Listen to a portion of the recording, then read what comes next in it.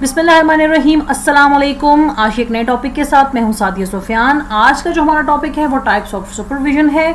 इस टॉपिक में students supervision की टाइप्स के बारे में जान पाएंगे। तो आइए चलते हैं, इन टाइप्स पर एक नज़र डालते हैं। यहाँ पर सुपरविजन की 4 टाइप्स मेंशन हैं। सबसे पहले है ऑटोक्रेटिक सुपरविजन, दूसरी है लेज़र-फेयर सुपरविजन, तीसरी है डेमोक्रेटिक सुपरविजन और चौथी है ब्यूरोक्रेटिक सुपरविजन।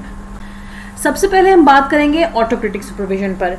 इस किस्म की सुपरविजन में हर चीज़ को चालाकी से किया जाता है और किसी को भी मुदाखलत करने की इजाज़त नहीं होती। यानी कि इस टाइप ऑफ सुपरविजन में जो सुपरवाइज़र होता है या जो हेड होता है वो किसी की भी मुदाखलत को या किसी के आइडियाज़ को अपने काम में पसंद नहीं करता।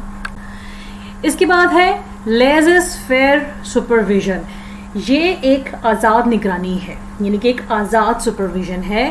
इस टाइप ऑफ सुपरविजन में जो सुपरवाइज़र होता है वो अपने सब ऑर्डिनेट्स के काम में इंटरफेयर नहीं करता। जितने भी वर्कर्स होते हैं या स्टाफ मेंबर्स होते हैं उन्हें फुल फ्रीडम दी जाती है और उनको इनकरेज किया जाता है ताकि वो अपने प्रॉब्लम्स को खुद हल कर सकें।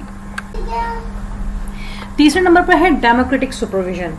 सुपरवाइज़र बाहमी रजामंदी और बहस के मुताबिक काम करता है। इस टाइप ऑफ सुपरविजन में जो सुपरवाइज़र है वो वर्कर्स को सजेशंस देने की परमिशन देता है। वो अलाउ करता है अपने वर्कर्स को कि किसी भी मसले के हल के लिए अपनी सजेशंस को सामने रखें। इसका रिजल्ट ये निकलता है कि इससे मुलाजमीन को जॉब की सेटिस्फेक्शन भी मिलती है और इसके अलावा इनका मोरल भी बुलंद होता है।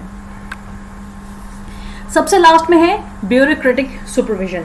इस टाइप ऑफ सुपरविजन के ज़रिए रूल्स एंड रेगुलेशंस को सुपरवाइज़र वज़ा कर देता है, यानी कि सबके सामने रख देता है कि रूल्स और रेगुलेशंस क्या हैं और फिर इसके बाद वो मेक श्योर करता है कि उसके मातहत काम करने वाले जितने भी लोग हैं, जितने भी स्टाफ मेंबर्स हैं, जितने भी वर्कर्स हैं, वो उन रूल्स और रेगुलेशंस को एज इट इज़ अप्लाई करें और उनको फॉलो करें। इस टाइप ऑफ सुपरविजन में यकसानियत मौजूद होती है। So thanks for watching this video. Please do subscribe, like and share.